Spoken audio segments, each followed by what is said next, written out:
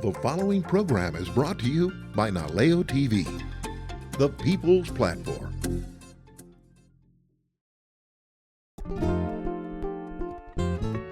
When you want a great meal, local style, turn on the Leo and sit a while. Watch and listen, then you'll know just how to do it on Audrey Wilson's cooking show.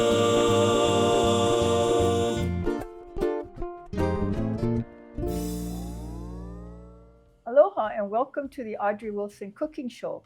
Today I have my son, Dean, who hasn't been with me for about 5 years. He's had a business and now he's able to help me. And so today what we're going to talk about is what do you do with leftover ham and what do you do with leftover eggs from a holiday? Yeah. So we're going to do, now this ham and cabbage is kind of a German dish. Mm-hmm. And I think it also is served in on St. Patrick's Day in Ireland. Oh, okay. Yeah, so it has a little bit different. Instead of just what we think of just putting like ham and Kahlua cabbage or something, Mm-hmm. it has a little bit different taste to it. Okay. So we start with putting about 2 tablespoons of butter in the pan, and then I'm going to turn it up high because what we want to develop in the ham, we're cutting the ham into 1-inch cubes, is we want to build a fond, which is which is F-O-N-D, which is the crust that forms on the bottom, right? Okay. And that, what it means is when it does have a crust, it means that the ham is caramelizing. Oh, And that's okay. the flavors that we need. So let's put in, you have some of this ham already cut up. I'm gonna cut that off. Okay, and then we're gonna try to build the fond on it, okay? We have about 3 cups of diced ham. And you know, we've been to parties where sometimes the ham goes and sometimes there's tons of leftovers. Yeah.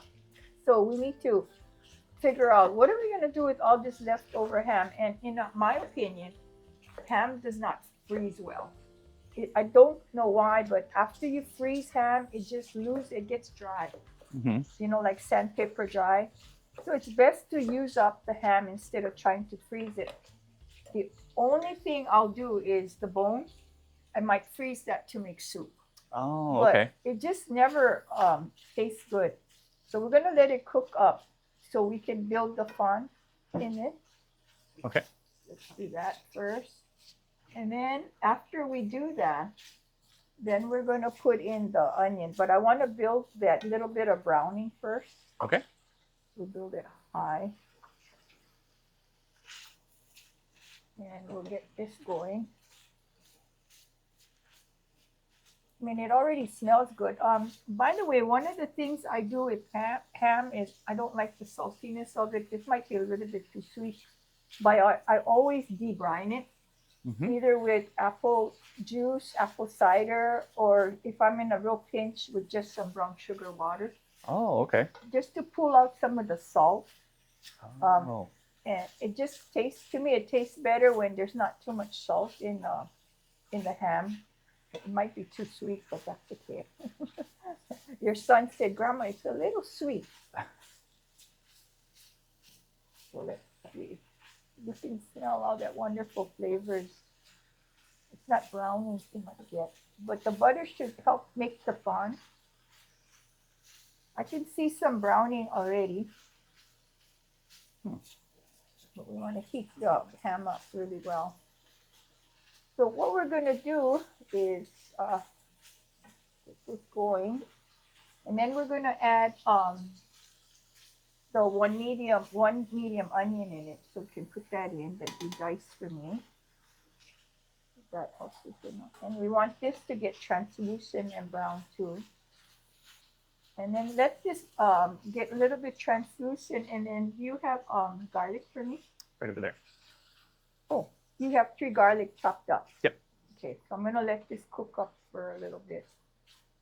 I don't really like to have crunchy onions when I bite into it, so But we're starting to get some translucent in here. So I'm gonna put in 3 cloves of garlic. So it will give it's interesting dimensions of flavors to have the onion and the garlic in here. Yeah. Let that cook down because we don't want any raw garlic.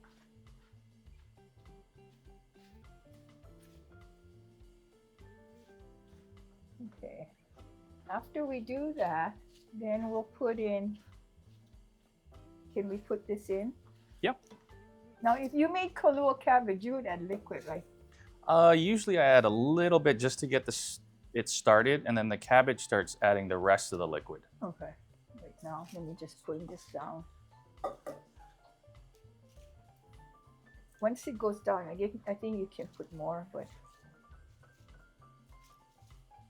we want to add a little bit of liquid or just let it work out.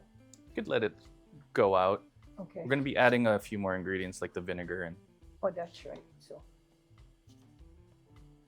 the vinegar almost reminds me of having like a German dish with like the German potato salad and all of that. Oh, They yeah. they do a lot of stuff with vinegar. And then we're going to add a tablespoon of apple cider vinegar.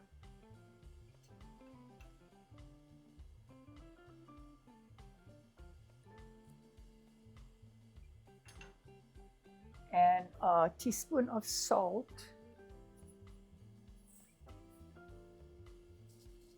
That was perfect. Very good. Half a teaspoon of black pepper.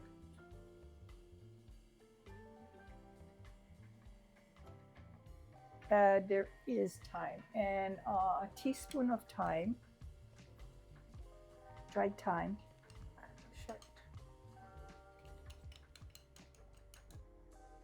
That thyme will give it that real European flavors.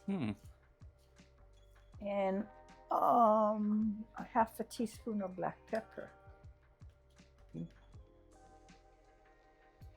Okay, go ahead and mix it for me. It's getting hard now. And then what we're gonna do is we're gonna cook it for 20 minutes covered. Okay. Okay, so we'll do that, but we'll give it a good mix so that all of the spices get mixed in before we turn it. And then we'll turn it down to lower so it won't burn. So like I said, this is it's really interesting because of course St. Patrick's Day is over, but in Ireland, I was talking to an Irish from Ireland. They don't make corned beef and cabbage like we do. Oh, really? They eat stuff like this, cabbage. They eat stew, an Irish stew, and then stuff like cabbage and ham and stuff. But they're like, I don't know where this corned beef and cabbage, and it'd be interesting to figure out where the origins of it is, because as soon as we think of that holiday, we think of corned beef, and of course all the markets have it on sale. But it's just not in Ireland. This is the kind of stuff they would eat. Okay, do we have it mixed enough? I'm going to turn it down to low, and then I'm going to cover it. Okay, that was an easy dish. Yeah. Something that you could make for dinner, because I did bring rice too if you wanted to eat it with rice. Okay. So we're going to let that cook for 20 minutes. And then what we're going to do is we're going to make pickled eggs. And this is the easiest thing. I just couldn't believe how easy it is. We're going to have hard cooked eggs, 8 of them. And I want to talk about boiling eggs. Okay. Because there's so many theories about boiling eggs. Some say to put it in cold water. And you had that's what you do. You do a cold water. It depends a lot on what my final dish is going to be. Okay, so if you're just doing hard cooked eggs for like for the holidays, what you would do? Can I tell you how I did it? Yeah. So what I do is I boil the water first, and then I put the eggs in slowly, not to crack it. Okay. And then for hard cooked eggs, I would cook it only for 10 minutes, and then turn it off, and put it in an ice water bath. Your son likes what we in Japanese have ajitama. If you go to a ramen shop, there's the eggs that are half cooked. That's a 5-minute egg. So from the boiling water, you put the egg in 5 minutes, and you get a nice soft yolk. Oh, okay. So we did a 10-minute egg, a water bath, and then we was really, and when you do a water bath, Mm-hmm. it's easier to peel. Oh, okay. So like when you need eggs for like deviled eggs and all of that, this Yeah. is the way to do it. But tell me about fresh eggs. Why are they hard to peel? Oh, because they have a lot more moisture in the egg when they're first laid. So after a while in the refrigerator, the water starts evaporating, and it evaporates from around the shell. So And then there's an air pocket or something. Yeah, so it pulls away a little bit from the shell, and it makes it a lot So easier. if you pull the eggs from the chicken right away and you try to boil it, you'd have it sticking, right? You Yeah, wouldn't- it would be really hard to peel. Yeah, so it'd be better to refrigerate it a day or two.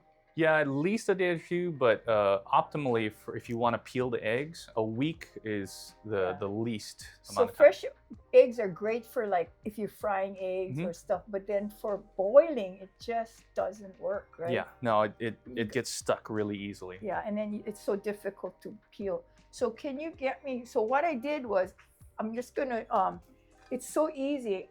Now you need to put it in a glass container, okay? Because there's vinegar in it.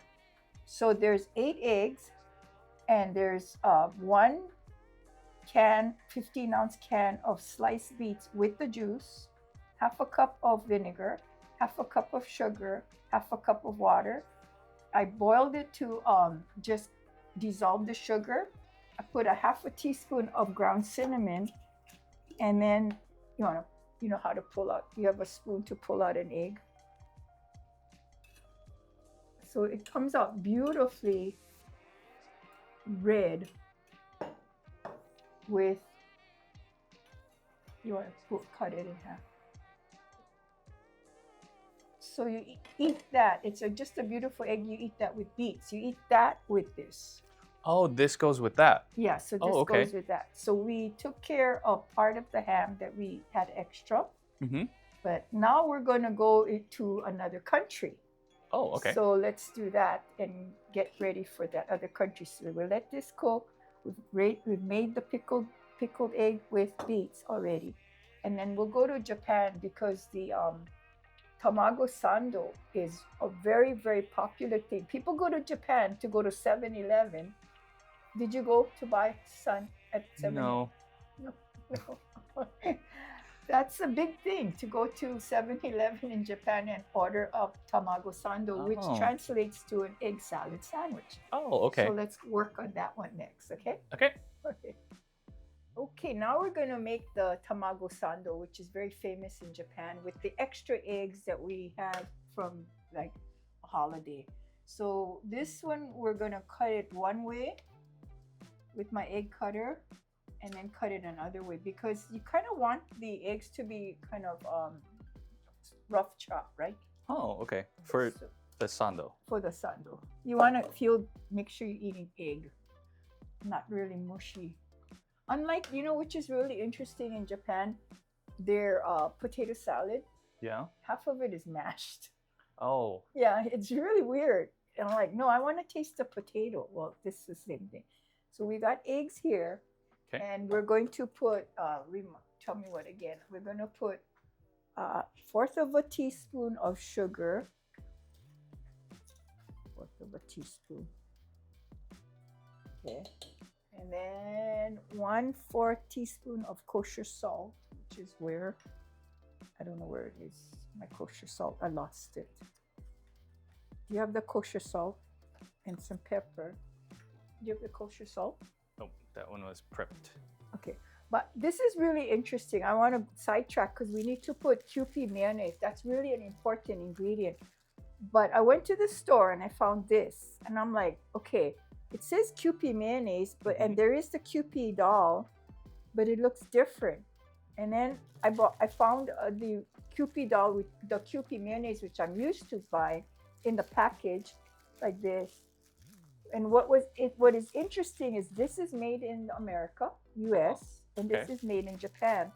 And I think you did a comparison of the ingredients and what was it that's Oh, added there's MSG in that added one? into this one, but this one only has yeast extract instead.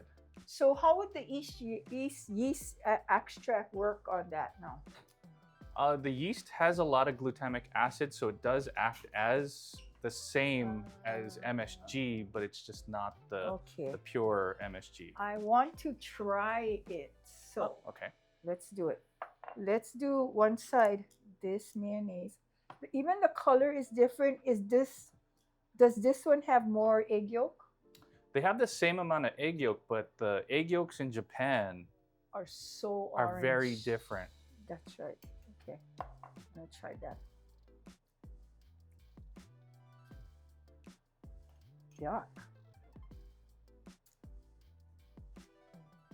What a difference. Try it. You try it. You tell me what you feel. Okay. Yeah, there's definitely a Big, difference. big difference. So we don't want to ruin we won't use the American one. Oh, I also need to put, I think a little bit of 2 teaspoons of milk. And I need some salt. Did you find the salt?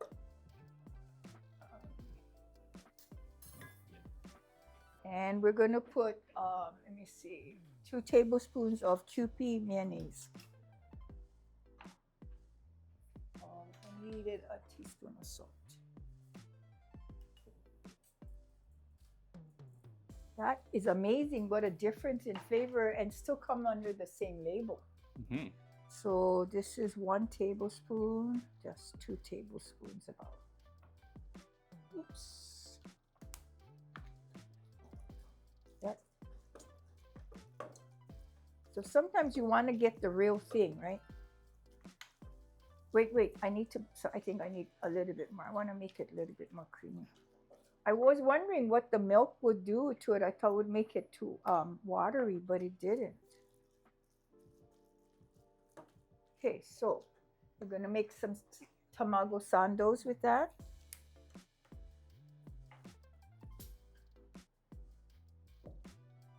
And then we're gonna get ready for a tea party, so with that.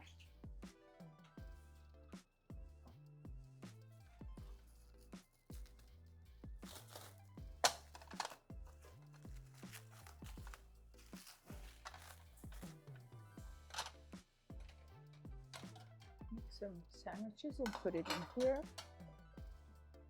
Put it in here.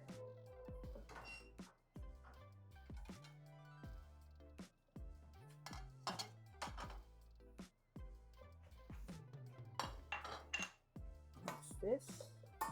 Oh, this is smelling so good. So I didn't watch it. Did you take off the crust after? Yeah. Okay. Do you end up having more if you do it that way or if you cut it before?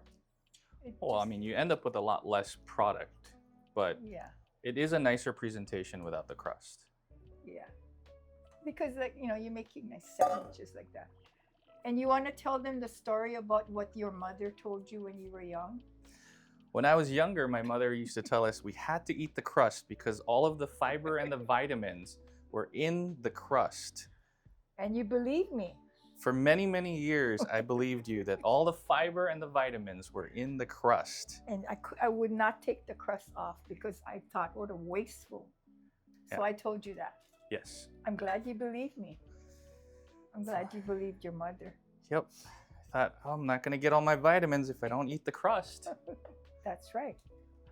Okay, so then we're going to we can get things ready to make the ham, the spice. What is it called? Spiced ham or Deviled. deviled ham? Okay. Okay, let's do that now. Okay. Now we're going to use ham in another way. We're going to make spiced ham. And I have memories of ham. My mother, your grandmother, used to buy these tiny cans of ham. Oh, the deviled ham. Deviled ham. Remember that? Yeah. She used to, I forget how she ate it on her sandwich. She used to, sandwiches or crackers. Yeah, but you told me you saw it recently and how much is it? It was very expensive. Like $7, $8, Yeah, $7? it was almost $7. For that little can? Little can. And probably the can got smaller, yeah. Yeah, it's tiny. It's, Yeah. you know, that big for deviled ham. So we're going to make our own deviled ham with the leftover ham from a holiday luncheon or dinner. So I'm going to put about 1.5 cups. So I'm doubling it. It's about 3 cups of this that I cut up. Put a little bit of grease in it. And then we are going to add 2 eggs, 2 hard-boiled eggs, celery, and onions. Okay, can you grind this up on the other side for me? Sure. Okay, be careful. Hold this down to when you push it in, because otherwise the thing going to lift up. Okay.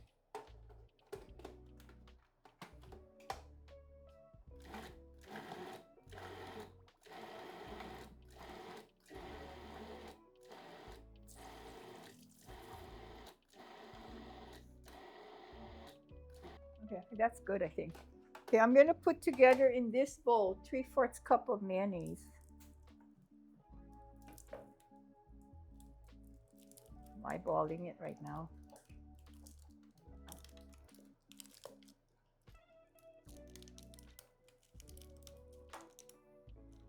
And 2 teaspoons of sweet pickled relish, and 1 tablespoon of mustard. And this is interesting. This is German mustard. Mm-hmm. So it tastes a little different. Tell me, what is the difference in German mustard versus? To me, it's a lot less vinegary. It has more flavor. Okay. Because they use more, I think they use like an alcohol, like brandy a lot of times instead of just vinegar. I see. Okay, so some salt and pepper to taste.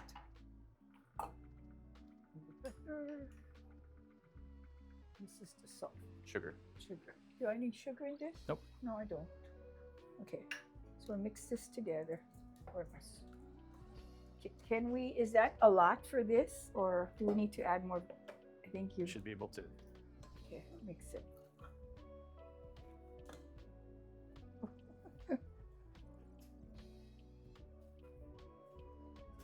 Yeah, need to taste that. I need to put some pepper.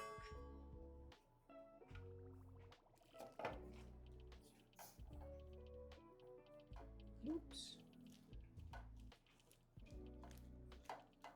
Still got some celery bits.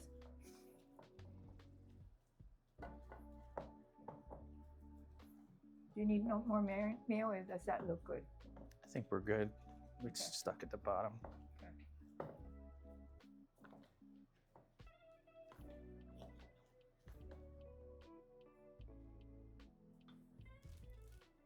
I took your, yeah.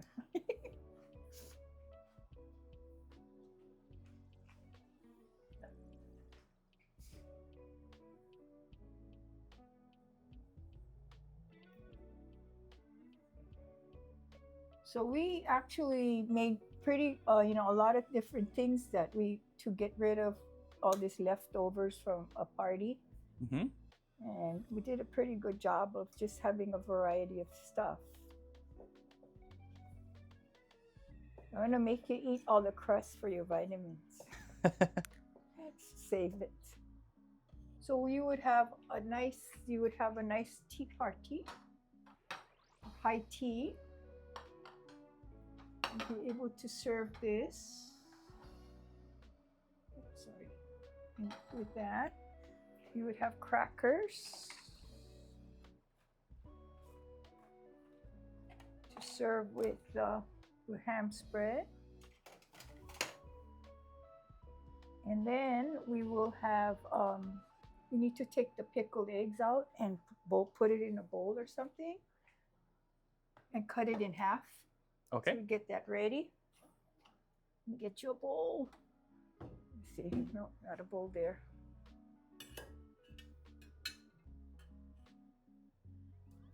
These eggs, how long do you think you can keep them in the refrigerator?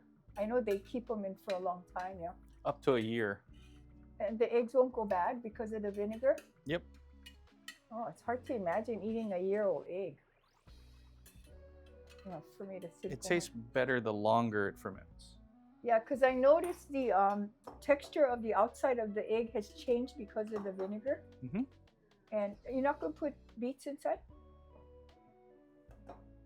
Need some beets.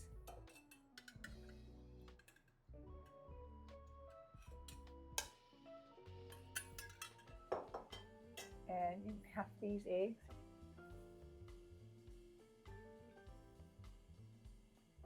It's pretty. I mean, if we had a nice platter, you could put it on a platter too.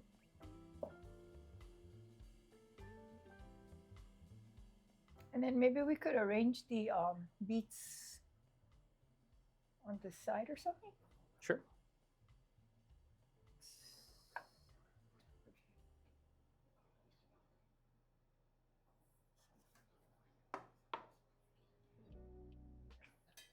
And let's try to save this one for tea. All right. Do you want to check on your cabbage? Yeah, cabbage is perfect. What do you think? Is that cooked well? Beautiful. Yeah, it's ready.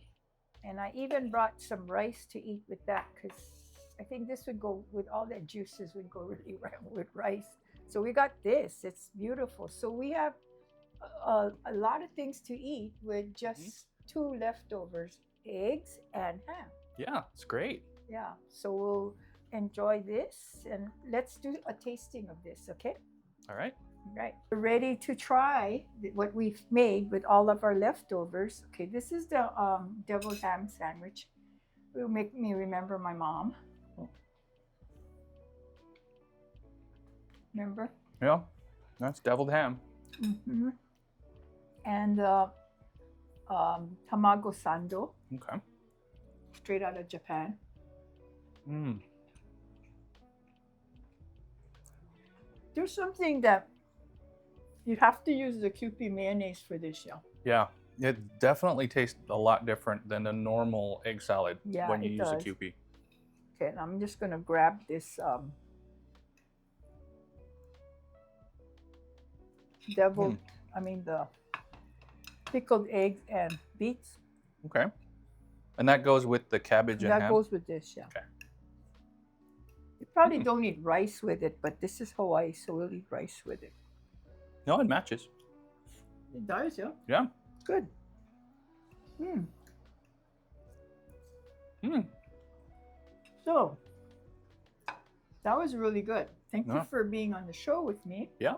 And thank you for watching the Audrey Wilson Cooking Show. Until next time, aloha.